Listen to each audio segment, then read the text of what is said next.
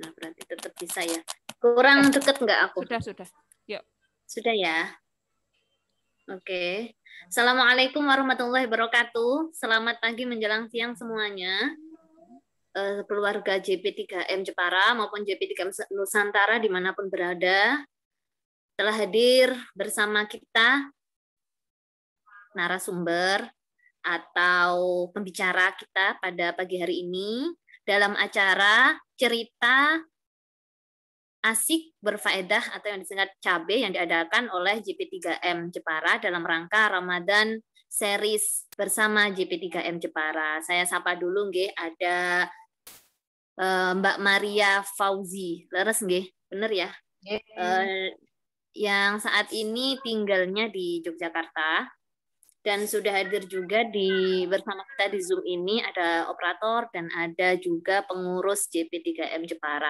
Sambil menunggu yang lainnya, kita mulai dulu aja karena waktunya sudah menunjukkan pukul 10 lebih dan harusnya kita mulai jam 10, maka kita mulai aja dan pembicaraan kita nanti di Zoom ini bicaranya santai tapi asik dan seru, dan insya Allah yang paling penting lagi pembicaraan yang berfaedah, bukan ribah. Kita mulai dengan pembacaan surat Al-Fatihah dulu. Semoga acara kita berjalan dengan lancar, bermanfaat dan barokah. Ala hadiniyah wa ala kulli niyatin sholihah. Al-Fatihah.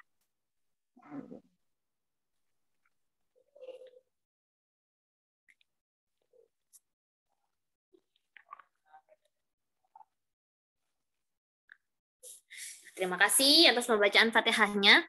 Nah, kita kenalan dulu ya sama pembicara kita pada pagi hari ini. Pembicara yang pertama dari 3 rangkaian acara CABE, program CABE oleh JP3M Jepara. Izin saya bacakan sebentar untuk singkat profil singkatnya dari beliau, Mbak Maria Fauzi atau Bunda Maria Fauzi. Panggilnya apa gini, Gih? Enaknya panggilnya apa? Suka Bunda. Mbak ya biar awet muda gitu ya. Mbak Maria Fauzi ini berasal dari Nganjuk, Jawa Timur. Saat ini beliau tinggal di Yogyakarta, sudah menikah dan mempunyai 2 orang putri. Beliau ini dulu S1 dan S1-nya di Al-Azhar Mesir, S2-nya di CRCS UGM ini, CRCS. Ya, ya, kemudian aktivitas saat ini beliau pimpinan redaksi neswa.id, beliau juga dosen dan juga penulis. Bukunya dan karyanya beliau tentu saja ada banyak, kalau kita sebut satu-satu nanti nggak cukup waktunya. Dan yang paling berhubungan dengan tema kita pada pagi hari ini yaitu Berdiri di Kota Mati, sebuah buku tentang perjalanan. Begitu nggih Mbak Maria? Ya, oke, lanjutnya kita mau ngobrol-ngobrol dulu ini sama Mbak Maria. Judul kita pada pagi hari ini adalah Menjadi Backpacker Tanpa Baper. Kenapa ya? Kenapa judulnya begitu banget ya? Karena aku juga bingung itu. Ya, saya cerita ini. Jadi kenapa kita pilih judul itu? Karena satu, traveling itu bukan hal yang mudah buat semua orang. Karena kalau kita menetap di satu tempat, mungkin kita itu mau membutuhkan apapun kita tinggal ambil ada di sekitar kita dengan mudah. Tapi kalau kita traveling sangat tergantung dengan tujuan kita kemana dan kita itu pakai apa. Nah ini udah traveling, backpacker pula gitu. Mungkin Mbak Maria ini punya pengalaman tentang bagaimana sih cara menjadi backpacker yang baik, yang sekiranya itu di perjalanan kita enjoy, terus kita tujuannya itu jelas membawa sesuatu yang bermanfaat dari hasil backpacker itu. Jadinya kita backpacker itu benar-benar tanpa baper gitu. Dan yang saya penasaran banget, pastinya dari seorang backpacker ini kita akan menemukan seseorang itu ketangguhannya benar-benar diuji, atau kalau di pendidikan anak-anak itu apa ya, resiliensinya itu sangat teruji orang itu kalau sudah berhasil backpacker. Ini menurut pandangan saya yang belum pernah backpacker sama sekali ya sampai umur segini ini. Monggo Mbak Maria bisa sharing, terutama mungkin yang dari bukunya bisa di sharing ke kita pengalaman ataupun hasil bacaan atau apapun itu soal traveling, terutama menjadi backpacker sehingga bisa berbackpacker tanpa baper. Monggo, silahkan Mbak Maria. Oke, baik. Bismillahirrahmanirrahim. Saya sapa dulu. Assalamualaikum warahmatullahi wabarakatuh. Selamat pagi Mbak host yang baik hati sudah berkenan join sharing bersama pada pagi hari ini. Selamat pagi juga untuk anggota JP3M ya, JP3M Jepara. yang saya hormati dan juga kawan-kawan semuanya yang sudah bergabung dalam Zoom. Saya juga bingung sih Mbak awalnya. Mbak, ini dong boleh ngisi dong tentang tema traveling backpacker tanpa baper. Hah, apaan tuh? Jadi saya juga bingung. Ini tema apaan ya backpacker tanpa baper? Saya sebenarnya itu bukan backpacker ansih ya, artinya bukan yang kemudian saya pergi sendiri dan joining experience gitu, mencari experience sendiri, kemudian berkelana di tempat-tempat yang katakanlah baru gitu ya, cukup challenging, itu enggak juga gitu, karena saya memang traveling artinya backpacker juga sih, tapi tidak senekat itu ya, artinya tidak sendiri kemudian menyeberangi lautan gitu, enggak.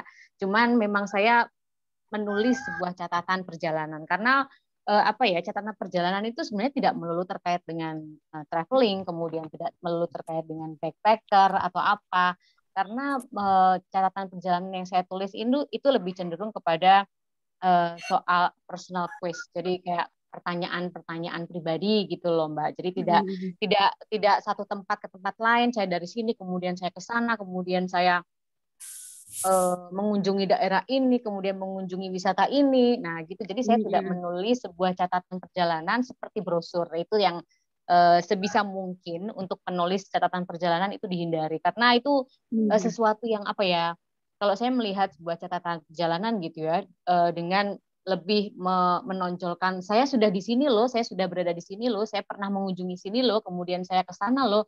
Itu cenderung old style gitu ya. Jadi style yang sudah lama sekali, artinya itu sudah tidak menjadi sebuah hal yang menarik yang bisa dibagi. So what gitu. Kalau kalian sudah, misalnya kalau Anda semuanya sudah pergi ke sana, so what? Dengan apa gitu? Apa yang bisa pembaca ataupun audiens ataupun siapa saja yang bisa diambil gitu. Enggak. Jadi saya tuh menulis buku. Nah, ini buku saya terbit tahun 2020. Gading oleh penerbit Gading di Yogyakarta, dan alhamdulillah sudah masuk cetakan kedua. Ini berangkat dari sebuah pertanyaan pribadi ya, pertanyaan pribadi terkait dengan identitas, terkait dengan cross cultural gitu ya, tradisi, perbedaan tradisi, budaya, kemudian bagaimana saya pernah menjadi mayoritas di sebuah negara, kemudian menjadi minoritas di negara lain gitu ya. Jadi challenging experience atau perpindahan pengalaman ini loh yang kemudian saya coba tuliskan dengan gaya-gaya perspektif saya ya, dan juga gaya menulis saya, karena setiap orang tuh saya kira punya gaya penulisan masing-masing gitu. Jadi kalau saya itu tulisannya lebih ke essay, catatan reflektif. Jadi kalau teman-teman semuanya baca buku ini, Anda tidak akan menemukan saya udah berkunjung ke sini kemudian saya menemukan apa, itu enggak, cuman lebih ke catatan reflektif. Misalnya saya kemudian juga menggali tentang konsep otherness gitu ya, misalnya yang lain. Bagaimana sih kemudian saya tuh menganggap orang-orang yang punya identitas berbeda dari saya itu kemudian bagaimana gitu. Kemudian bagaimana juga saya mengalami keberagamaan sehari-hari, perbedaan kultur, budaya, kemudian sejarah, dan saya memang lebih dekat ke sejarah ya Mbak. Artinya saya tuh suka sejarah, jadi dimanapun saya traveling gitu ya, dimanapun saya mencoba untuk melakukan perjalanan, itu pasti yang saya saya tonjolkan adalah sebuah sejarah dengan perspektif yang berbeda, karena sejarah kan kita punya banyak perspektif, sehingga penulis itu emang paling penting adalah ketika kita punya satu kacamata khusus untuk membidik sebuah fenomena. Nah, itu yang menjadi unik. Itu sih Mbak untuk awal-awal ya, untuk awal-awal bercerita ini. Boleh dong nanti Mbak Host boleh tanya-tanya, saya juga bingung mau ngobrol apaan ya. Saya udah ada banyak sekali pertanyaan berkecamuk di kepala, Is. Oke banget. Sama kepingin punya bukunya jadinya. Wah, asik, boleh. Ini Mbak, jadi yang saya tangkap tadi, jadi sebenarnya catatan perjalanan itu tentang apa sih yang kita lihat, kita rasa, kita dengar, menurut perspektif kita dari sebuah perjalanan, sehingga ketika kita tuangkan dalam sebuah tulisan, itu pembaca itu bisa ngelihat, bisa tahu perspektif yang berbeda mungkin, dan yang perspektifnya itu benar-benar apa ya, yang kaya dengan latar belakang pendidikannya Mbak, kan tadi apa ada apa culture ya, ya, terutama tadi sejarah gitu ya kurang lebihnya, dan ini menurut saya itu menarik sekali karena kita tuh sering ya, mungkin kita tuh sering sebenarnya itu mengabaikan pelajaran-pelajaran yang ada di dunia nyata, bukan yang benar-benar bukan yang dari buku tapi dari sekitar kita. Jadi misalnya kita jalan ke pasar aja gitu, kita kan sebenarnya itu banyak sekali yang bisa diambil di pasar itu. Tergantung kita mau membidiknya dari segi apa. Nah, kalau Mbak Maria ini kan kayaknya passionnya itu di sejarah ya. Tadi saya baca hobinya traveling, membaca, dan menulis. Wah, ini kayaknya 3 hal yang benar-benar keren banget. Karena nggak semua orang bisa 3-tiganya. Ada yang suka traveling tapi nggak suka baca. Nggak suka nulis juga. Ada yang suka baca dan nulis tapi nggak sempat traveling. Gitu kan. Tapi kalau ini benar-benar traveling itu bukan tentang sudah sampai mana, tapi suat apa yang diperoleh gitu ya Mbak. Terus tantangannya sendiri itu ketika maksudnya tantangan ketika dari perjalanan itu menuliskannya itu caranya Mbak Maria gimana? Apa itu direkam dulu? Apa gimana? Kadang kita suka lupa ya kalau habis lihat apa gitu terus nulis gitu. Kan gitu itu tantangannya gimana tuh, tantangan tersendiri yang dialami, experience-nya kayak apa? Bisa diceritakan? Oke, kalau saya tuh ya pribadi ya, saya dulu kan suka nulis, memang suka nulis dari dulu gitu ya. Jadi sehingga ini sebenarnya buku pengalamannya tuh yang ini buku tuh merupakan perjalanan saya selama berapa ya? Mungkin ada 8 tahunan gitu ya, sekitar 8 tahun. Jadi buku ini. Jadi sebenarnya saya tuh tidak berniat untuk menulis buku. Saya tuh hanya suka menulis, kemudian menulis artikel pendek, esai, kemudian saya kirim apa gitu ya ke media mana gitu. Nah, berawal dari situ kemudian kok saya punya banyak bank tulisan nih, kok saya punya banyak banget tulisan gitu. Akhirnya saya punya keinginan jadi bukuan sajalah. Hanya saya ambil benang merah antara banyak tulisan itu, tapi memang dari awal saya kan sudah punya kecenderungan ya, artinya perspektifnya itu selalu di situ gitu. Agama, cross cultural, kemudian sejarah. Nah, jadi ada benang merahnya sehingga untuk menggabungkan semua tulisan-tulisan saya yang sudah lama itu mudah gitu. Sehingga ya itu kan tulisan ini sebenarnya berawal dari perjalanan saya di Kairo, kemudian di Berlin, dan di Eropa khususnya, dan juga Istanbul. Tapi Turki ya. Nah itu juga saya membidiknya juga macam-macam gitu. Kalau misalnya di Kairo misalnya ada beberapa hal yang sebenarnya teman-teman Kairo tuh sudah mungkin tidak aware ya. Mereka mungkin juga mengalami hal yang sama dengan saya, tapi tidak aware gitu, tidak aware dan tidak menuliskan. Nah, gitu. Itu kan ada ya seperti itu. Maksudnya orang kan beda-beda cara menangkap ide dan juga cara menangkap inspirasi kan beda. Nah, sehingga kemudian saya tuliskan sedikit-sedikit beberapa judul, tapi kemudian saya tuliskan dengan gaya esai lah, seperti pelayat bayaran segala macam. Nah, itu tuh banyak di Kairo. Kemudian saya juga jumping ke benua biru ya, artinya ke Eropa. Itu juga tidak kemudian saya tulis judulnya ke Eiffel gitu, kemudian ke apa ya, tembok Berlin, enggak. Jadi saya lebih ke misalnya ada sih nanti kalau Mbak hostnya sendiri baca bukunya mungkin sudah bisa ini ya apa mengira-ngira. Saya bisa mengambil judul misalnya beda bangsa beda nasib. Ini saya mengambil sebuah fenomena terkait dengan terkait dengan kelompok minoritas, yaitu orang-orang Gypsy di Eropa yang kemudian kehadiran mereka itu dianggap sebagai kelas ketiga lah, atau kelas yang paling bawah.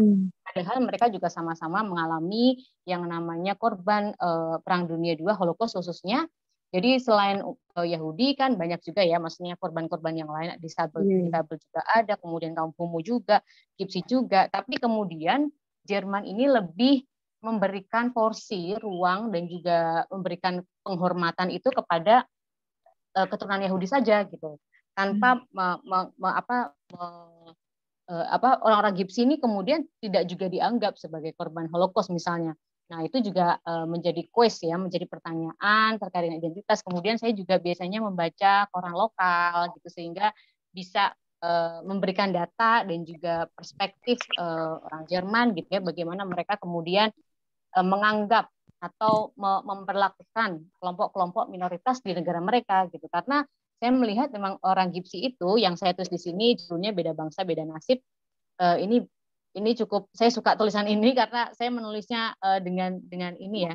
Saya tuh biasanya bisa ini ya, bisa apa ya, membaca tulisan yang ditulis dengan hati gitu tuh kayak kuat gitu loh. Nah, tulisan ini salah satunya yang saya suka ya, karena juga saya melihat dengan pengalaman sendiri bagaimana kemudian orang-orang Gipsi yang tadi menjadi kelompok sekian minoritas yang ada di Jerman, ya mereka hidup dalam ketidakadilan gitu. Padahal dia juga negara Jerman, pemerintah Jerman juga mendirikan sebuah kayak monumen gitu untuk Gipsi, tapi tidak dibarengi dengan act yang adil gitu, ataupun yang setara dengan warga negara lain gitu ya, yang sama-sama menjadi korban Holocaust. Itu sih Mbak. Terus kemudian bagaimana cara saya mencatat ya? Yang pertama adalah saya selalu membaca. Nah, itu emang penting sih. Penulis itu mau penulis apa saja, saya kira membaca itu menjadi sebuah pintu pertama untuk masuk ke dunia ini ya, tulis menulis, karena kita membaca kemudian kita juga akan paham banyak perspektif, sehingga kita juga bisa melahirkan perspektif kita sendiri.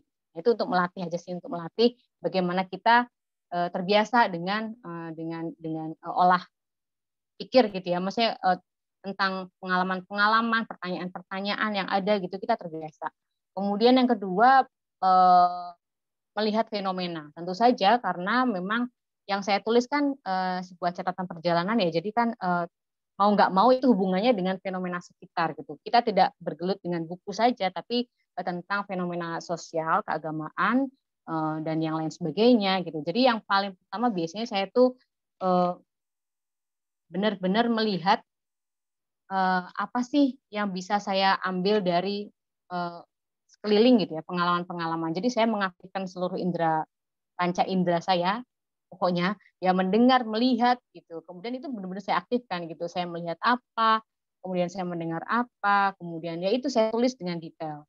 Itu penting ya, karena untuk menghadirkan suasana atau apa ya, menghadirkan suasana lah biar pembaca atau audiens bisa ini dengan baik. Kemudian ya itu Mbak, untuk karena yang paling penting adalah pertanyaan tuh, to know dan to discover, itu yang paling penting sih untuk penulis. Penulis apa saja, tidak hanya penulis perjalanan, penulis esai, penulis apa saja, emang salah satu hal yang perlu digarisbawahi adalah tentang pertanyaan-pertanyaan tersebut. Gitu Mbak Host. Halo? Iya Mbak, terus menarik sekali tadi perbincangannya. Jadi apa namanya, memang beda ya kalau ilmu itu diterapkan di semua bidang. Salah satunya kalau kita dari perjalanan itu, kita emang dasarnya udah ada ilmunya, orang senang baca juga ya Mbak Maria ini, terus sudah senang nulis juga, jadi hasilnya beda. Yang saya tertarik itu gini Mbak, mungkin yang kalau bagi kita orang-orang awam ya, kadang kita tuh kalau perjalanan kemana gitu ya, kita tuh kayak mungkin yang bikin orang jadi tidak aware ya sama sekeliling itu karena asik dengan dirinya sendiri. Ya, jadi foto-foto gitu ya. Ya foto, terus update status gitu, terus sharing-sharing, ini aku tadi gitu gitu. Jadi kayak nggak ngeh gitu loh. Kadang sekali lihat contoh aja, kita ke Borobudur ya beberapa kali gitu. Kayak orang yang nggak aware gitu ya, kayak saya ya, katakanlah ya Mak ya. Cara Mama gitu. Paling yang dipikir tuh nanti oleh-olehnya apa, boro-boro mikir ini gimana ya dulu bangunnya ya, ini mungkin sejarahnya gimana ya, tujuannya tuh apa ya, bisa dimanfaatin buat apa ya, nggak sampai ke situ. Nah itu ya. Jadi emang menariknya di sini itu Mbak Maria ini bisa banget dan niat banget untuk bisa menghadirkan sesuatu dari sebuah perjalanan itu. Nah Mbak, kadang kita tuh kalau di perjalanan kan kayak ngerasa terasing juga. Misalnya kalau Mbak kan pernah keluar negeri beberapa kali ya, kalau saya kan belum pernah ya. Jadi kalau untuk mengatasi rasa kayak gue sendirian dia di sini kayak gitu, gimana Mbak? gimana sih cara kita ngubah mindset kita, jadi kita tuh ngerasa kayak semua bumi ini itu milik Allah, ya tinggal kita gimana gitu. Cuman kan agak susah ya kalau nggak kita biasain ya Mbak. Silakan berbagi, penasaran saya. Oke. Saya dulu itu jadi memang traveling ini ya, saya tuh dari dulu memang suka perjalanan ya. Bukan dalam artian traveling kemana, kemudian apa, perjalanan. Jadi perjalanan itu seperti misalnya menemukan hal-hal baru, kemudian bertemu dengan orang baru, terus mencari cerita, menemukan cerita. Nah itu menurut saya perjalanan. Jadi tidak hanya kita keburu-buru kemudian kita menjadi travel writer gitu, enggak juga. Gitu. Nah dari situlah kemudian saya tuh dulu ke Mesir itu berangkat ya karena punya cita-cita untuk berani sendiri gitu, sekolah keluar. Nah, itu salah satu motivasi yang paling kuat ya, yaitu pengen sekolah, itu yang pertama. Kemudian waktu di Mesir juga saya awal-awal itu juga mengalami yang namanya biasalah apa namanya gap culture gitu ya, ataupun tidak langsung adapt dengan kultur setempat, tapi juga butuh adaptasi. Nah, itu juga saya lumayan 3 bulanan lah baru berani keluar sendiri, kemudian ngomong bahasa Arab sendiri, kemudian bahkan setelah itu saking sudah beraninya saya sukanya malah ini Mbak menghilang gitu, menghilang artinya naik bus sendiri entah jurusannya kemana gitu ya, saya suka begitu. Jadi memang dari dulu suka berpetualang ya, katakan ya istilahnya bolang berpetualang gitu ya, kalau sekarang bolang gitu, bolang dan waktu itu kan nggak punya rasa khawatir ya, artinya khawatir tuh apa sih gitu, apa khawatir, sama nggak paham juga khawatir apa, karena di sana saya rasa juga safe waktu itu. Dan tapi sekarang kondisi Mesir sudah beda juga, sehingga juga keamanan itu perlu diperhatikan. Kalau zaman saya dulu kan enggak, masih aman gitu. Jadi saya tuh biasanya kalau pagi kalau misalnya tidak ada kuliah atau apa, saya pergi naik bus sendiri kemana gitu, melihat pasarnya, melihat orang-orang kalau lagi jualan itu kayak gimana, melihat misalnya kultur perempuannya di Mesir seperti apa gitu. Jadi memang dari dulu tuh saya memang itu loh, curiosity. Jadi sikap yang ingin tahu rasa itu ingin tuh tahunya sebenarnya gede gitu ya. rasa ingin tahu itu memang harus ditumbuhkan ya. Kadang kan kita memang kalau ya, emak-emak juga banyak mager gitu ya, gitu kadang ya mager, malas mager. gerak, Itu kan males malas ya, jadinya mikir. tidak menumbuhkan ya itu. Nah itu saya memang punya kultur seperti itu gitu. Maksudnya dari dulu saya selalu pengen tahu akan hal-hal baru. Nah itu cukup membantu, yang kemudian membantu saya untuk bisa menemukan dan juga bisa memotivasi saya untuk bisa menulis, kemudian membaca. Nah bagaimana sih biar tidak merasa sendiri gitu ya? Ya karena kita di mindset tuh sudah ada. Saya tuh misalnya kalau mau ke Borobudur ya, misalnya kita nggak usah ngomong luar negeri lah ya, kita dalam negeri aja. Misalnya ke Lasem. Dulu saya pernah ke Lasem. Sebelum ke Lasem saya tuh tidak hanya berangkat ke Lasem, tapi saya akan mencari what can I get from Lasem gitu. Apa yang bisa saya dapat dari Lasem gitu. Jadi eman dong, saya tuh eman gitu. Eman kalau ke Lasem cuman oke, ke Lasem terus kemudian ketemu orang gitu, udah pulang gitu. Saya tidak begitu. Jadi tipikalnya harus ada yang kunjungin gitu, kunjungin dan apa yang kunjungin. Nah itu saya cari-cari, kemudian baca buku tentang Lasem, baca artikel-artikel tentang Lasem, kemudian di situ saya punya tulisan juga tentang Lasem yang kemudian ini ke media gitu. Jadi sehingga kita tidak melulu harus luar negeri ya Mbak. Misalnya Anda ke pasar itu sangat bisa sekali.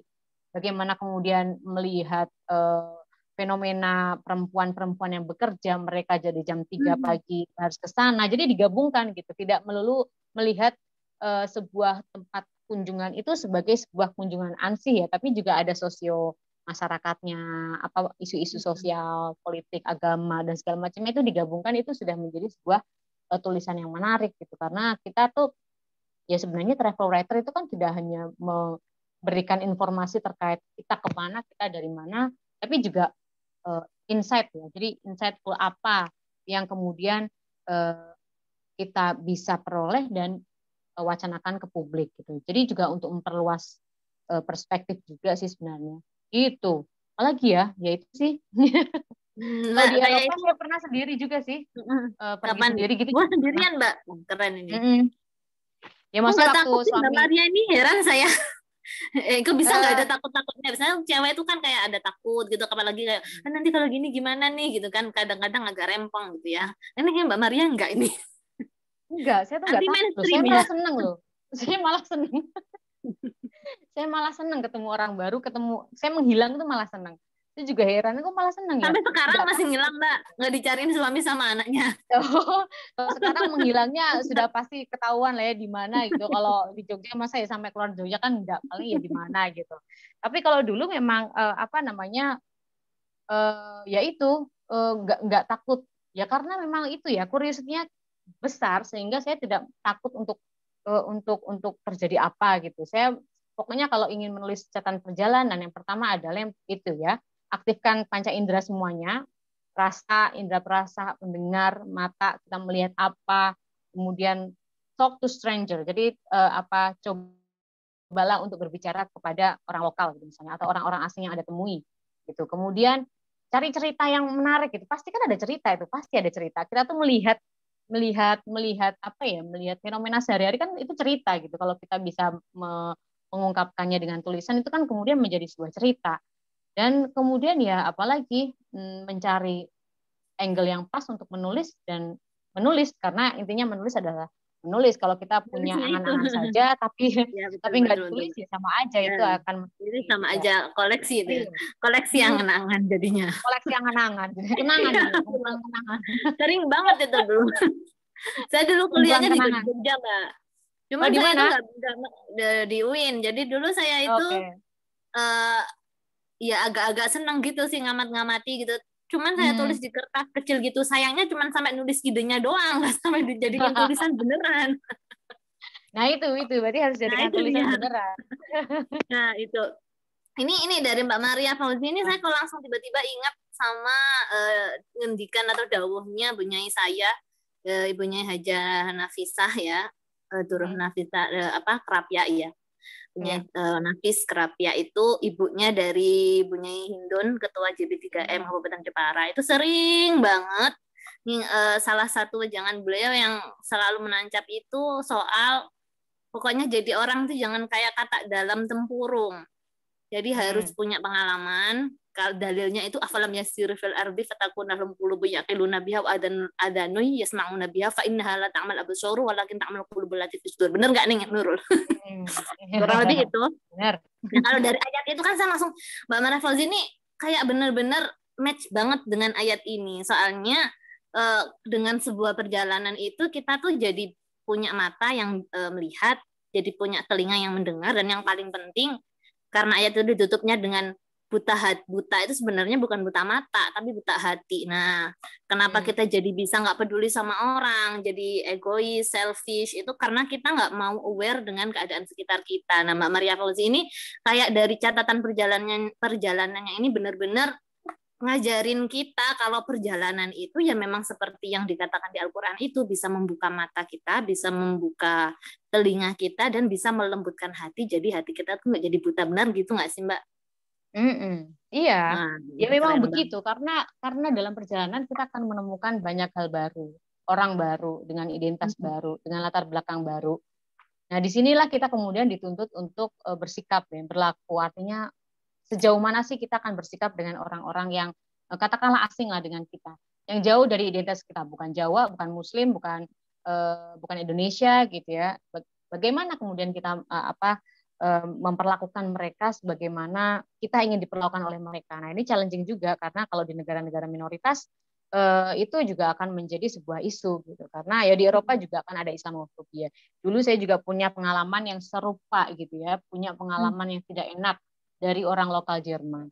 Nah, itu juga tapi saya kemudian tidak marah dan apa ya balas Jadi dendam atau baper gitu kemudian ya, baper gitu enggak karena karena memang mindsetnya udah luas banget. mindsetnya berbeda dan juga mereka yang mungkin mendiskriminasi saya waktu itu juga mungkin pengalaman mereka berbeda karena yang mendiskriminasi saya itu waktu itu tuh orang-orang sepuh Jerman gitu ya. Namanya orang tua Jerman kan masih kental nasionalismenya, kemudian mereka merasa mereka lah yang membawa Jerman kemudian maju seperti sekarang. Mereka juga saksi saksi hidup Perang Dunia II gitu ya. Jadi mereka tuh maksudnya pengalaman hidupnya itu juga juga tidak mudah gitu. Sehingga ketika menemukan orang-orang baru, misalnya orang-orang imigran baru, mereka cenderung untuk apa sih kayak defensif gitu. Defensif gitu. Kamu kesini ngapain gitu? Ini negaraku, udah kamu pulang aja ke sana, karena mereka merasa pajaknya mereka bayar untuk negara, tapi negara memberikan ke kita gitu ya sebagai Gitu ya. imigran gitu. Nah itu juga kemudian gap-gap seperti gap-gap agama, kemudian karena mereka juga negara-negara sekuler ya, negara-negara yang tidak sangat ini dengan agama, sehingga dengan simbol-simbol agama juga agak itulah agak gimana gitu. Tapi memang sekarang sudah berbeda sekali karena imigran di Jerman itu juga sudah banyak sekali yang datang dari negara-negara konflik Syria. Tapi sebelumnya Jerman juga punya sejarah panjang terkait dengan imigrasi yang melibatkan beberapa negara Muslim, khususnya Turki, kemudian Afghanistan dan macam-macam. Apalagi sekarang ditambahi dengan refugee dari Syria ya, negara-negara konflik. Jadinya Muslim di Jerman semakin banyak dan semakin diverse, semakin beragam karena mereka datang dari berbagai macam latar belakang gitu, sehingga kita sudah mudah gitu. Oke, kalau kita sudah masuk dalam situasi diverse ya, situasi yang sangat beragam, kita sudah menghilangkan tuh yang namanya identitas, kemudian apa itu sudah menjadi tidak relevan gitu.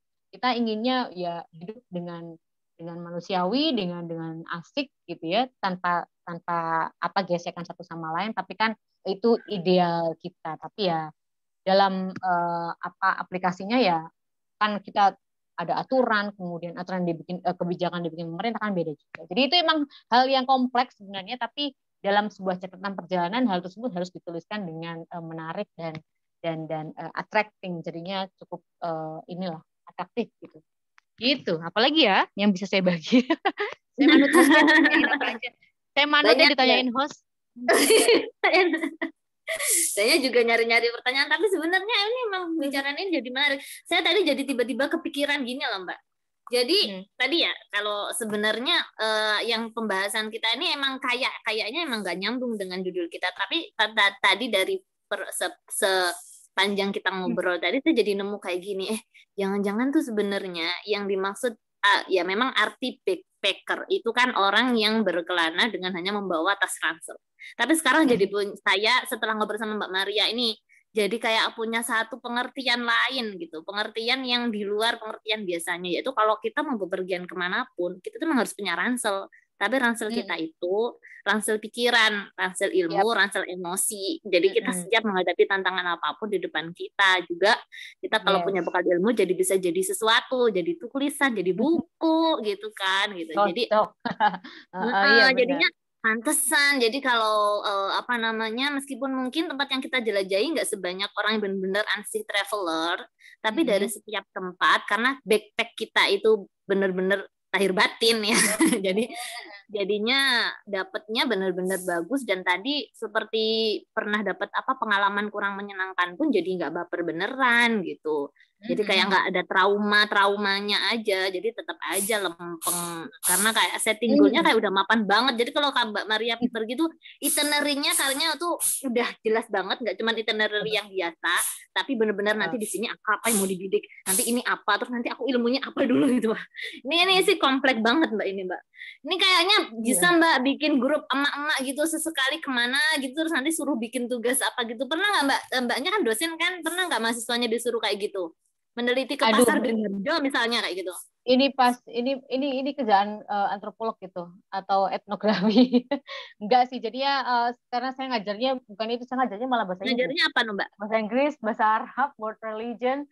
Jadi ngajarnya malah tidak ke antropologi, etnografi gitu, enggak. Tapi ya itulah gitu.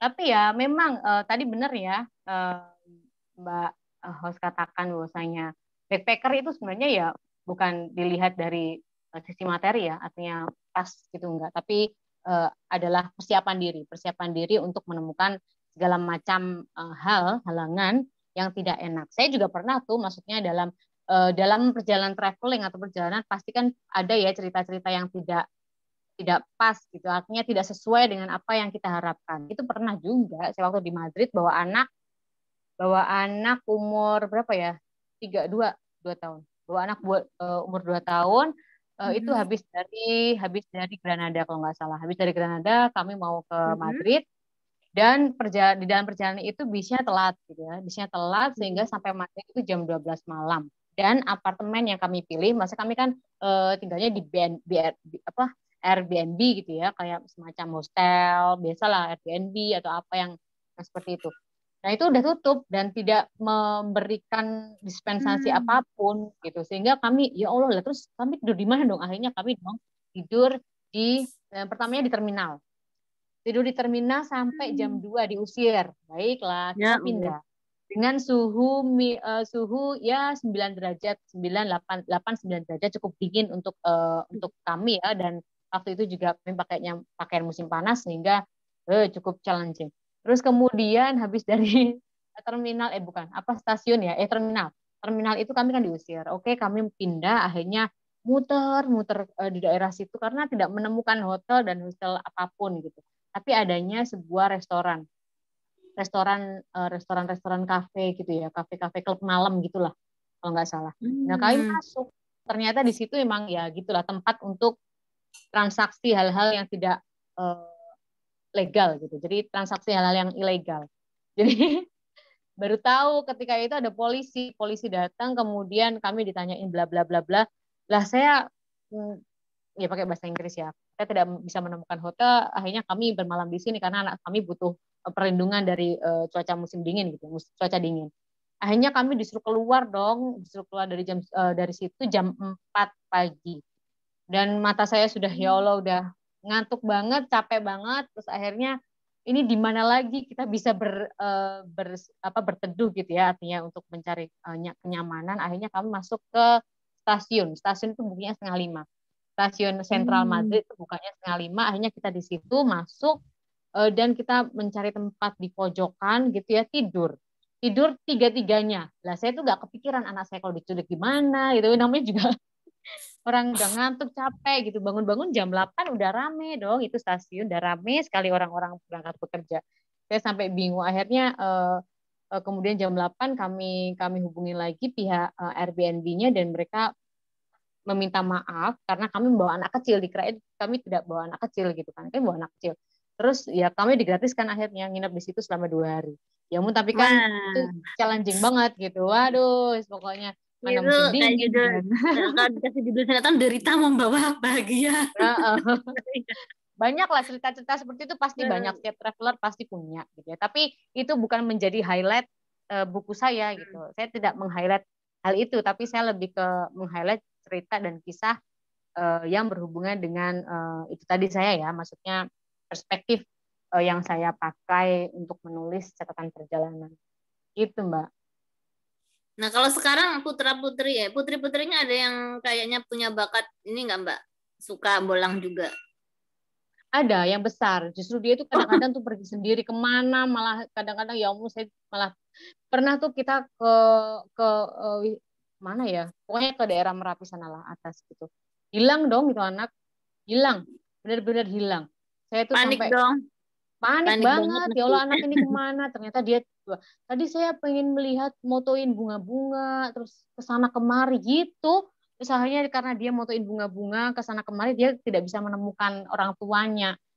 Dan itu dia akhirnya ditemukan sama pihak sana keamanan dan nangis waktu itu ya karena dia takut kan akhirnya. Tapi itu menjadi pelajaran. Ya karena itu curiosity-nya tinggi, jadi keingintahuannya tuh tinggi sehingga dia tuh kemana-mana sendiri bawa kamera kamera mainan gitu, terus merasa menemukan sesuatu baru gitu. Dia suka. Nah, itu yang sulung sih. Yang sulung sama. Yang sulung sama. Tapi ini kan Ya. selama masa pandemi kan berarti jarang bisa pergi-pergi dong ya. Nah, Anaknya itu. lebih dibatasi gitu loh. Terus itu gimana Ya, dong cara benar. ngatasinnya, Mbak? Kan bosen ya. Saya aja yang mestinya perginya cuma sekitar-sekitar dan ada keperluan kayak apa-apa gitu. 2 minggu di rumah kayaknya cukup menyiksa. Ngalamin itu juga Alhamdulillah nggak sih, saya Mbak? Alhamdulillah Kayak rumah setahun saya nggak itu pergi kemana, kakinya kayak geringgingan gitu. benar. Alhamdulillah rumah saya itu ini dekat dengan ya sawah, kemudian banyak masih ruang hijau gitu, masih banyak. Kemudian di apa samping rumah juga masih ada kebun-kebun gitu. Jadi mereka lebih asik di situ gitu. Ya udah kita jalannya ke sawah, ya ke sawah, mainan apa gitu, dan itu mereka sudah seneng tanpa harus keluar kemana. Karena emang saya sudah pandemi ini udah nggak pernah kemana-mana selain ke rumah ibu saya sama mertua wis. Nggak pernah kemana-mana lagi. Ya Ke apa Jogja ya? juga nggak pernah kemana-mana. Jogja juga paling ke mana itu Apa belanja, ya? paling belanja, nggak kemana-mana. Ya itu aja sih. Ya. Boleh tanya yang lain? Ya ada ini Mbak, kalau apa namanya ke anak-anak sendiri gitu, Mbak ceritain nggak sih pengalamannya Mbak waktu dulu kayak gimana? Jadi mereka tuh jadi bisa belajar.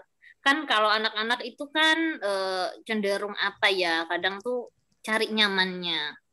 Kalau kita orang tua kan mungkin bisa gampang adaptasi dengan segala suasana dan lingkungan. Saya tadi tertarik banget gimana ceritanya yang tadi dapat perlakuan kurang enak di Madrid itu anaknya apa nggak rewel apa gimana itu Enggak. masih pengertiannya Mbak? Wah, rewel. Jadi kok memang bisa? karena kalau yang sulung ini kan lahirnya di Jerman ya, jadi dia sudah tahu kultur sana, kemudian juga sudah adaptasi dengan misalnya ibunya kemana bawa stroller kemana-mana naik tangga kemudian kemana gitu, dia ya tidur aja gitu di stroller, maksudnya kan di sana kan pakainya stroller, jadi sehingga sudah itu tempat yang paling nyaman gitu. Nah waktu di Madrid kan dia juga masih pakai stroller tuh, jadi ya udah tidur aja, dia tidak merasa ancaman atau apa.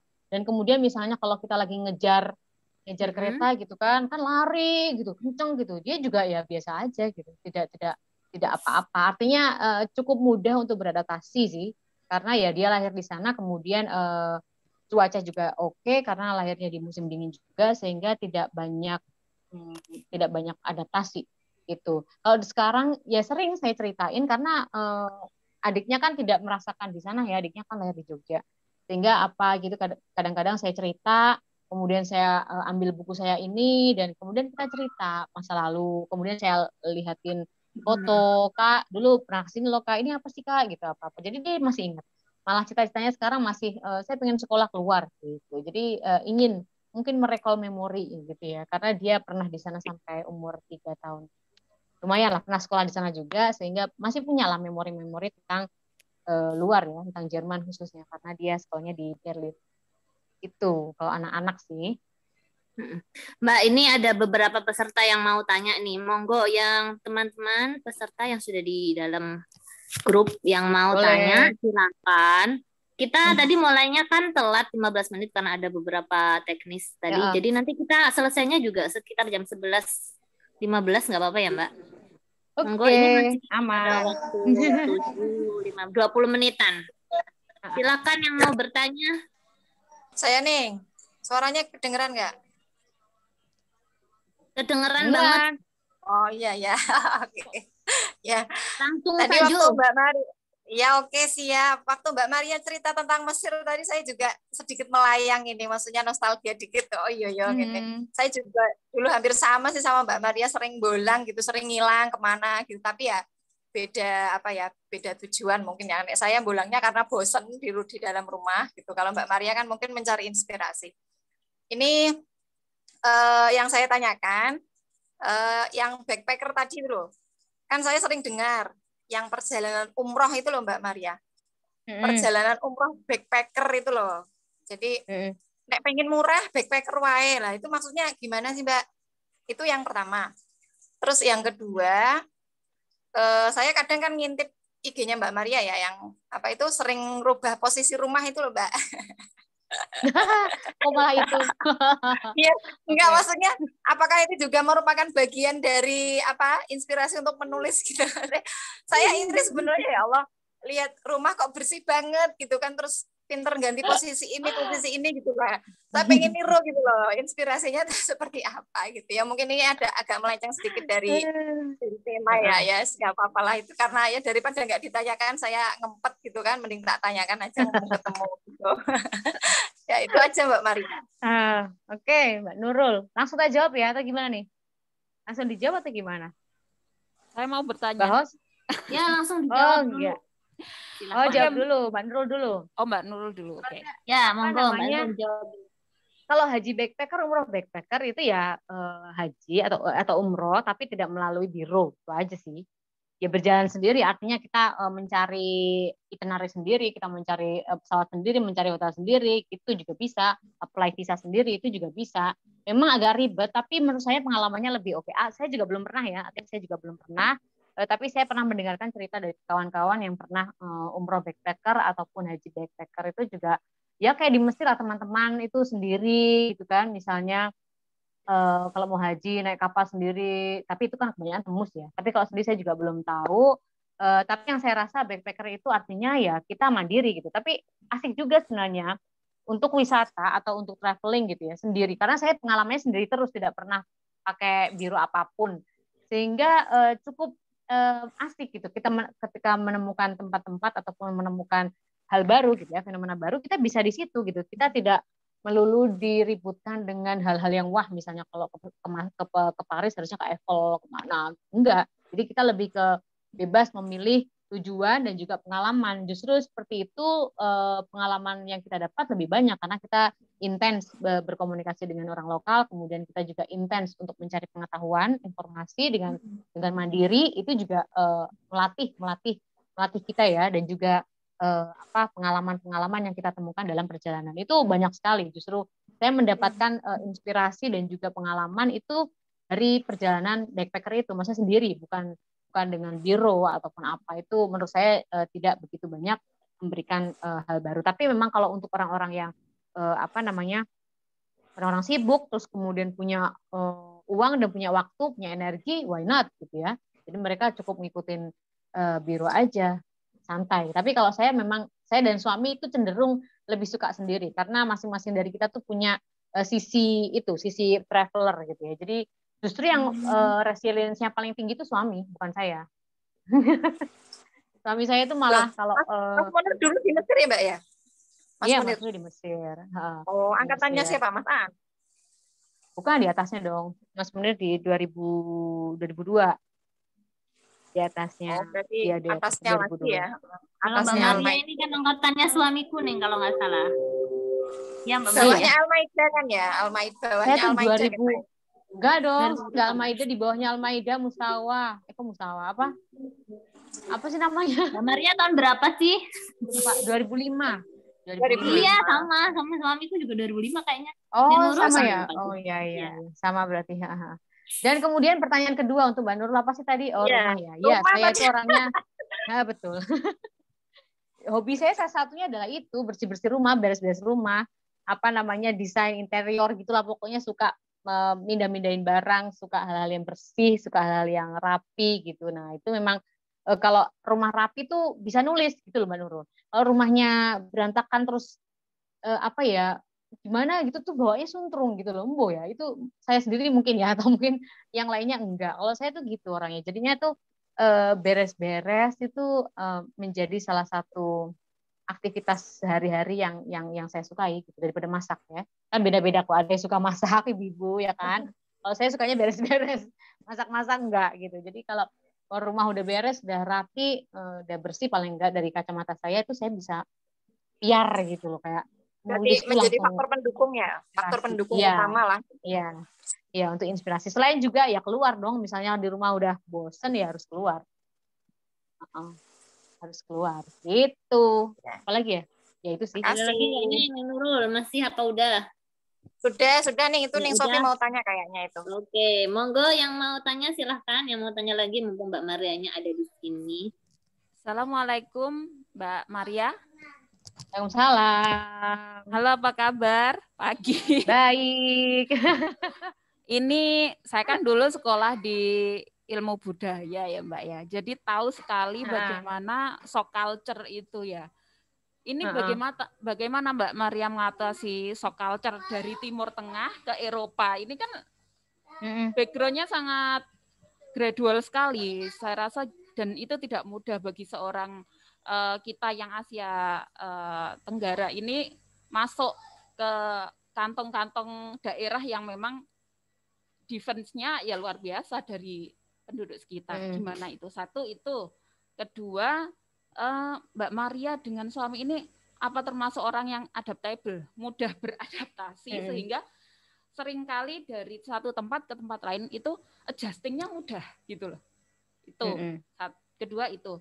Terus cara switching cultural itu masuk dari satu kebudayaan ke kebudayaan lain itu gimana Mbak Maria? Saya rasa ini nggak mudah loh, dari orang Asia yang ya rumpun-rumpun Malaysia, Thailand, Indonesia itu masuk ke negara-negara seperti itu. Itu aja sih Mbak, 3 ya. Oke. Terima kasih. Langsung jawab ya? Iya. Ya, silakan Mbak, langsung bisa dijawab. Untuk ini ya, apa namanya, shock culture ya. Pasti setiap kita tuh butuh waktu untuk adaptasi. Saya dulu waktu di Mesir kan juga butuh adaptasi 2 bulanan lah baru saya berani keluar sendiri. Tanpa rame-rame ya, sendiri gitu. Nah, di Jerman juga sama, saya butuh waktu misalnya sebulan gitu ya, untuk berani keluar sendiri tanpa suami, tanpa siapa-siapa.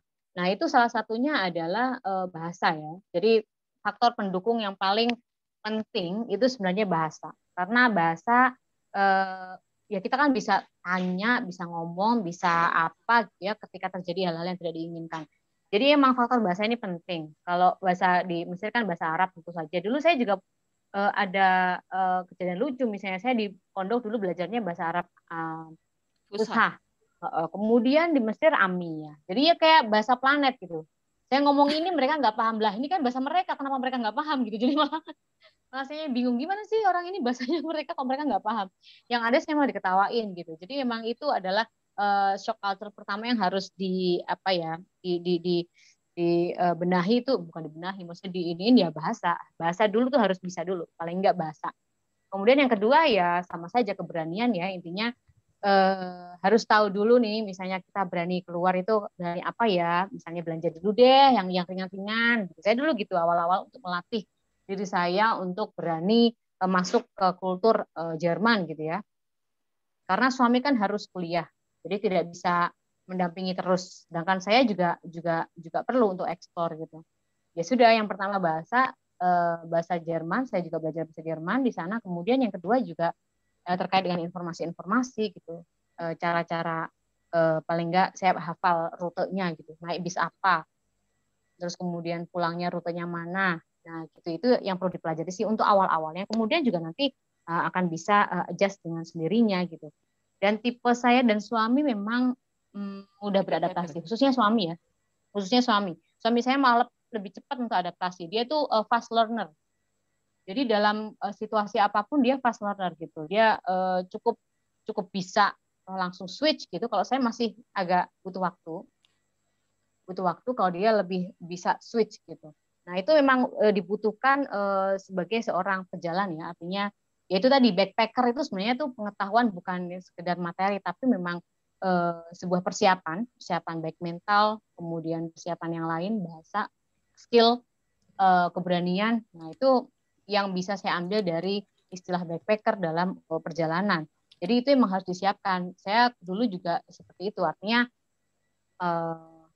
gap kultur itu juga sering kali terjadi. Dan karena background kami berdua juga orang yang mudah adaptasi, terbuka, sehingga mudah untuk menerima hal baru yang kita hadapi, pengalaman-pengalaman baru. Misalnya di Jerman, kemudian kulturnya sangat jauh sekali dengan di Mesir dan di Indonesia, tapi ya kita bisa survive gitu. Artinya hal yang mudah gitu, apalagi sekarang tuh sebenarnya sudah mudah sekali ya, teknologi juga mudah, kemudian di Jerman juga existence orang-orang Muslim juga banyak untuk mencari makanan mudah. Dan komunitas, nah itu juga penting. Komunitas Indonesia itu membantu kita untuk survive. Jadi kita tidak sendiri gitu, tidak merasa sendiri, tapi ada yang membantu, paling tidak ada yang diajak untuk sharing terkait dengan tempat baru yang kita tempati. Itu sih. Dan yang terakhir adalah terbuka ya, pribadi yang terbuka dengan hal baru dan belajar, want to learn. Jadi keinginan untuk belajar itu penting, karena kalau kita masih defense, maksudnya masih menutup diri terkait dengan hal baru ya, sampai kapan gitu akan bertahan. Berarti sehingga ya itu pribadi yang adaptable itu mudah. Berarti harus ada itu, gitu. ini ya, open minded dulu ya. Yes. Ya, Jadi nggak kaget gitu loh, misalnya kemudian kita menemukan di sana, oh ada teman Muslim kita kemudian minum apa, bir gitu, minum bir atau apa, ya kita biasa aja. Orang mereka juga, orang dia juga misalnya sudah berada di Jerman sudah berapa tahun, misalnya 10 tahun ya, wajar kan. Misalnya kita juga tidak yang langsung menutup diri apa gitu ya. Itulah hal-hal yang cultural gitu sebenarnya bisa di apa, komunikasikan dengan diri kita masing-masing ya, asalkan kita bisa terbuka dan tidak merasa paling punya segala sesuatu gitu, paling punya, paling Muslim, paling apa gitu. Satu lagi Mbak, kunci dari survival life-nya Mbak Maria ini apa? Survival life-nya pasti kan survival life nggak cuma dari raga saja, pasti dari batin juga ada. Nah ini untuk emak-emak ya, ini yang mudah baperan, mudah tersinggung, mudah ini apa kuncinya? Kan seringkali kita apa ya, di kebudayaan kita ada, di kebudayaan mereka tidak ada, kemudian di kebudayaan kita ada, mereka ada, tidak ada. Itu pasti ini hal-hal yang sangat ya saya rasa sulit juga sih. Ini apa kuncinya survival life yang dari batin yang dari perempuan harus tahu gitu ya, spiritualnya itu. Saya rasa teman-teman di sini semuanya pasti punya lah. Ya seperti yang jenengan-jenengan baca sehari-hari itu mungkin. Kemudian karena saya juga punya lah, artinya punya bacaan-bacaan khusus yang saya baca gitu ya. Tapi ya tidak mungkin jenengan-jenengan semuanya malah lebih banyak. Tapi memang harus ada itu ya, semacam pegangan kunci secara spiritual yang kita pegang gitu ya, sehingga dalam situasi apapun kita juga bisa tenang gitu. Nah, saya juga punya itu ya, bacaan-bacaan seperti biasa lah yang Anda baca itu, tapi ya kemudian tidak menjadi tips khusus gitu yang harus diijazahkan kepada enggak bukan itu. Enggak, maksudnya spiritual itu seperti kalau ini profesor saya pernah mengatakan lenah lembar ing manah, misalkan riman, seperti itu loh. Itu loh kuncinya, seperti itu. Kalau Mbak Maria? Oh ya kayak gitu. Oh ya sama, artinya spiritual itu kan bisa dikatakan tadi ya, misalnya Anda apa semacam ritual bacaan-bacaan itu juga mungkin untuk daya survivalnya di sana. Kalau enggak juga karena saya itu pribadinya sangat terbuka ya. Pertama itu terbuka dan apa semacam apa pernyataan-pernyataan seperti itu ya saya anggap seperti hal biasa gitu. Misalnya ketika harus adaptasi ya kita juga harus legowo, opo gitu. Jadi hal-hal yang sebenarnya biasa kita praktekkan sehari-hari ya. Cuman saya memang tidak punya satu pegangan khusus, misalnya apa ya, quote-quote ataupun prinsip Jawa, prinsip apa yang saya punya itu, saya tuh cenderung lebih ke yang universal aja. Selama saya bisa beradaptasi, selama saya bisa terbuka, selama saya bisa mengendalikan diri dan emosi, ya itu sudah oke gitu. Artinya saya bisa menerima kondisi apapun, situasi apapun gitu. Jadi tidak punya semacam pegangan apa ya, kata-kata bijak kemudian saya menjadikan itu ya enggak. Saya ngalir aja sih hidupnya. Enggak tahu, saya ngalir aja gitu. Jadi kalau di situasi-situasi yang cukup sulit gitu ya, ya saya mencoba untuk tenang, kemudian mencari jalan keluar ya sudah, apa yang akan terjadi ya terjadilah gitu. Jadi tidak terlalu mendefend saya harus begini enggak juga. Makanya saya tuh kalau suka perjalanan, saya sukanya tidak itinerary. Jadi flow aja gitu. Flow aja mau apa yang terjadi ya sudahlah, mau apa ya sudahlah gitu. Jadi tidak melulu harus ini harus begini, itu harus begitu, enggak. Nah, makanya santuy dari situlah ya, santuy. Jadi dari situlah kemudian saya cukup santuy gitu menghadapi misalnya apa gitu nggak sesuai harapan ya, so what gitu ya wes toh. Iya. Itu sih. Nggak diambil terlalu dalam gitu, nggak jeru-jeru gitu. Enggak. Ya janganlah, maksudnya enggak perlu juga seperti itu, karena emang traveling itu kan sebenarnya pengalamannya ada di situ. Jadi pengalamannya, insightful-nya ada di situ. Bagaimana kita adjust dengan sesuatu hal yang tidak diinginkan kadang, tapi juga kadang-kadang diinginkan. Jadi flow aja sebenarnya, santuy sudah. Itu kunci yang saya pegang sampai hari ini ya. Kuncinya santuy. Santuy. Urep tuh boleh opo gitu loh. Legowo aja, masih biasa aja gitu. sesuai ini aja. Tapi ya kita setiap hari punya ini ya, punya keinginan baru, merasa dilahirkan kembali gitu, sehingga setiap hari itu punya semangat, punya spirit, punya hal-hal yang ingin tetap dipertahankan atau tujuannya kita ingin diraih. Itu sih biar terlihat semangat dan tetap muda. Padahal wis tua. Siap semangat muda dan sakti. Umur boleh tua ya, tapi jiwa dan hati harus muda. Itu kunci. Setuju. Sudah Neng Sofi? Sudah. Ya, ini terima kasih Neng Sofi sama Neng Nurul pertanyaannya. Sudah hadir bersama kita juga, sudah menyimak dari tadi meskipun dalam senyap, yang selalu mendukung kita dan merestui kita dan mendoakan kita, Ibu Nyai Hajah Hindun Anisah. Monggo Ibu sampun ditenggo. Kita sudah menunggu-nunggu kira-kira closing statement-nya Ibu atau apa ya, sambutan tapi di belakang bukan di depan. Isin aku sambutan Mbak Hindun, isin aku. Mbak Hindun, jangan kasih sambutan. Dan kasih silakan Ibu Hindun. Ya, assalamualaikum warahmatullahi wabarakatuh. Waalaikumsalam.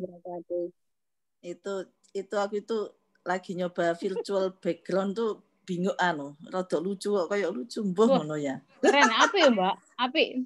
Itu kan bagus Bu pilihannya. Sok milenial tuh. Tapi malah bingung ngarepe dhewe. Enggak ya, Mbak.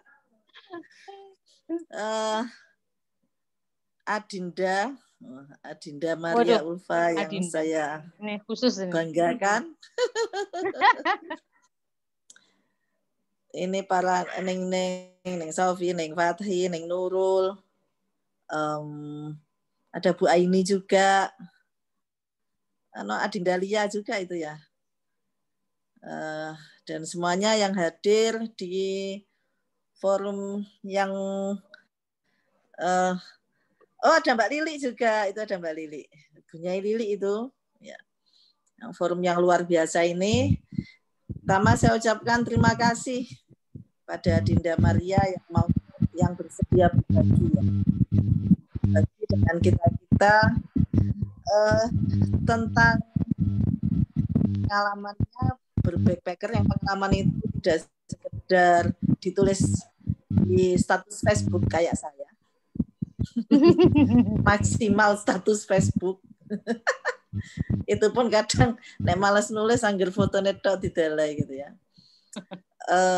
Tapi juga bisa sampai pada satu buku. Itu sebenarnya yang bikin saya terutama itu masih gojak-gajek bahasa Jawane itu ya soal nulis menjadi buku itu.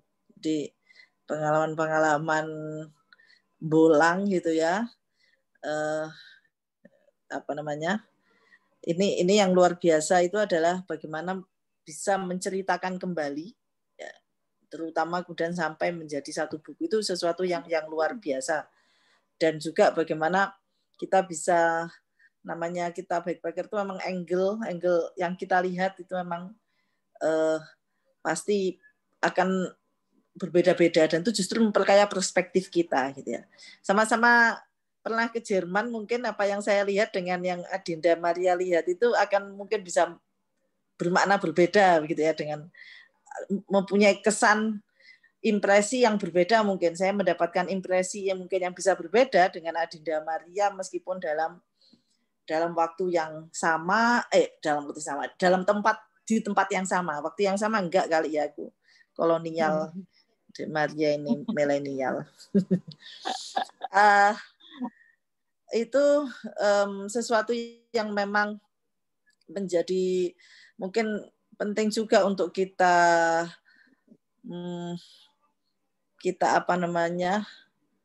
kalau kita punya komunitas misalnya, itu ini yang hadir di sini rata-rata punya komunitas santri atau mahasiswa atau mungkin anak peserta didik di berbagai jenjang, berbagai level. Ini mungkin juga bisa dijadikan inspirasi, sehingga meskipun mungkin kalau saya sendiri itu belum bisa nulis, tapi saya juga sering menceritakan gitu. Nanti kadang juga tidak hanya menceritakan, kalau waktu sudah memungkinkan mengundang gitu ya, yang pernah punya pengalaman bolang dan memaknai bolanya itu dengan perspektif yang dimiliki. Yang juga mungkin saya lakukan juga itu pada anak-anak saya sendiri.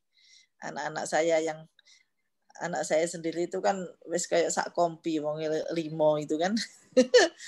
Itu juga saya mencoba memang juga bagaimana ketika kita pergi itu ada tema. Maksudnya ketika liburan, misalnya pernah kita liburan temanya adalah mengenalkan interfaith. Jadi liburannya cukup di Semarang, tapi kita melihat pagoda, melihat Sampokong, melihat di Ambarawa itu Bunda Maria. Nah ini itu yang coba saya lakukan, tapi belum bisa menuliskan. Baru itu tadi status Facebook. Itu saya memang aku harus banyak belajar juga dari Maria ini. Ini benar-benar cabai rawit ya, kayak judul dari Cilik tapi mentes. Dan memang pasangan couple yang juga yang luar biasa. Maria sama Dik Munir itu udah pasangan yang luar biasa. Sehingga saya terima kasih sekali, dan jangan kapok ya, nanti kapan-kapan kalau sudah nggak pandemi ya harus kita datangkan offline ini Sofi ini. Oh siap. Iya, ini karena masih pandemi. Ya, Bunda. Maksudnya itu juga begitu. Ini sudah lama nggak sowan budenya. Udah lama nggak keminjam ya Allah. Ngapunten. Itu Mbak Lili itu juga masih saudara Mbak Lili Nur Fauziah itu. Mbak Lili ini putrinya Umayyah Mbak Lili. Gitu. Kalau reuni jadi. Reuni. Reuni dulur kayak wingi ning Sofi. Kayak dulur iki. Intinya saya terima kasih sekali, dan juga saya terima kasih pada pengurus milenial JP3M, ada Ning Sofi, Ning Nurul, Ning Fathi, ini milenial JP3M yang pantang menyerah, yang luar biasa. Oh, siap. Selalu banyak ide gitu ya. Saya tinggal oke gitu aja. Tinggal sambutan, Mbak. Tinggal kasih sambutan. Saya senang sekali ini jadi JP3M Jepara itu menjadi berwarna gitu ya. Jadi lebih mantap gitu. Ya, mudah-mudahan ini bermanfaat, dan kapan-kapan mungkin kita bisa lebih spesifik membedah bukunya Ibu Diri di Kota Mati. Terus lagi bukuku itu dipinjam siapa, aku lupa, dan aku tidak bisa ini kan memang paling bodoh. Meminjamkan buku itu orang yang paling bodoh lah. Aku ini termasuk paling bodoh. Ini bukunya itu. Nah, dipinjam, aku lupa lagi siapa yang minjam. Nah, ini aku memang harus beli lagi nih. Kayaknya harus beli agak banyak ini. Siap. Pesen nih. Ya, terima kasih, dan semoga salam sehat ya. Salam sehat di masa pandemi ini. Semoga kita bisa ketemu lagi di lain kesempatan. Dan juga maaf, ini mestinya waktunya enak-enak agak tidur ini kalau jam segini kalau puasa-puasa, tapi kita malah diajak melek gitu ya. Oke, demikian yang bisa saya sampaikan atas nama JP3M. Kami berterima kasih pada semua yang berpartisipasi, dan jangan lupa selalu ikuti terus acara-acara JP3M, terutama di bulan Ramadan yang sepertinya diagendakan banyak itu. Neng Sofi itu kalau diikuti itu kayaknya kok wadat merayap gitu ya. Keren. Terima kasih. Assalamualaikum warahmatullahi wabarakatuh. Waalaikumsalam warahmatullahi wabarakatuh. Terima kasih. Iya. Saya undur dulu ya. Ini saya tuh sedang mengikuti Zoom yang lain. Jadi saya harus undur. Oke, Ibu. Monggo. Terima kasih Bunda Ibu Hindun yang sudah memberikan sambutannya yang penuh dengan semangat dan apresiasi. Karena ini sudah jam 11.20, closing statement nih Maria Fauzi, monggo. Closing statement apa ya? Untuk semuanya hadirin yang sudah bergabung di Zoom dan juga untuk anggota dan semuanya, ini ya, saya closing statement tuh tidak banyak-banyak lah. Yang pasti closing statementnya tuh simple dan membuka diri terus untuk belajar dan mengambil hal-hal baik di luar kita, dan juga berani meskipun kita sudah menjadi ibu-ibu, tidak berarti kita berhenti belajar, berhenti mencari perspektif lain dari segala sudut ya, dari segala perspektif. Dan saya kira ini adalah menjadi bekal kita semuanya untuk mendidik anak-anak kita dan juga generasi selanjutnya untuk menjadi pribadi yang lebih terbuka dan juga terbuka dan bermanfaat untuk masyarakat luas. Niku mawon Mbak Fathia, ngapunten saya tidak punya closing statement yang wow, karena saya juga bingung juga mau ngomong apa sama ibunya ini ya. Jadi ya niku mawon lah, yang penting intinya tidak berhenti belajar, terus menggali potensi dan juga bermanfaat bagi sekitar. Terima kasih atur suwun sudah diundang dan berbincang-bincang di sini. Terima kasih closing statement-nya Mbak Maria Fauzi dan juga sharing-nya dari pertama tadi sampai kurang lebih 60-an menit ya, lebih sedikit tadi kita pembicaraan yang harusnya nanti ini harus ada lanjutannya. Ning Sofi sebagai ketua panitia bagian ngereng-ngereng, jangan lupa pesan punya Hindun tadi, nanti kalau sudah nggak pandemi kita undang Mbak Maria Fauzi ini buat membedah bukunya yang sangat inspiratif. Semoga Bu Hindun nanti bukunya nggak cuma satu ya. Bu, Ibu Hindun.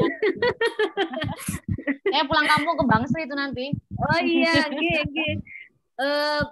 tadi kita sudah kurang lebih 1 jam lebih 10 menit ya, atau 1 jam setengah kita sudah menyaksikan program KB Cerita Asyik Berfaedah untuk episode pertama bersama Mbak Maria Fauzi, dan sudah banyak pelajaran yang bisa kita petik pada pagi hingga siang hari ini.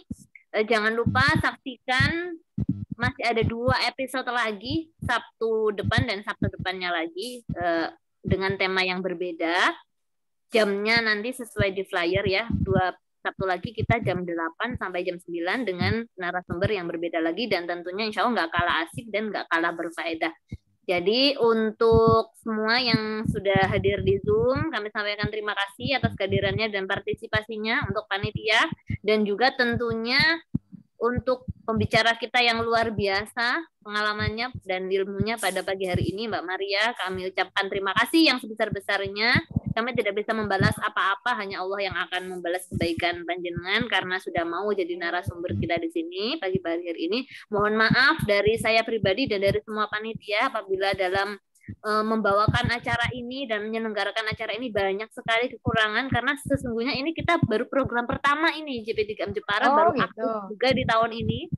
Dan alhamdulillah punya Hindun ini luar biasa sekali mendukung setiap usulan dari para yang muda-muda ini, katanya gitu. Tapi sebenarnya kita nggak muda-muda banget.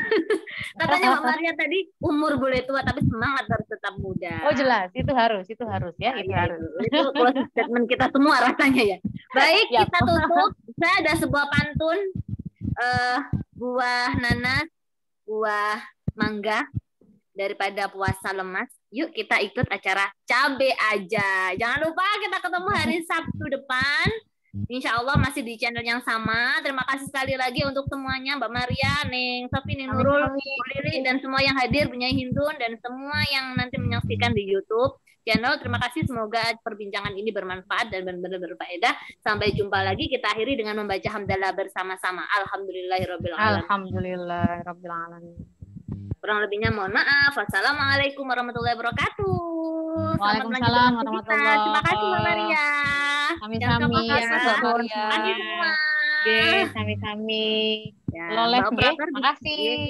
Makasih Mbak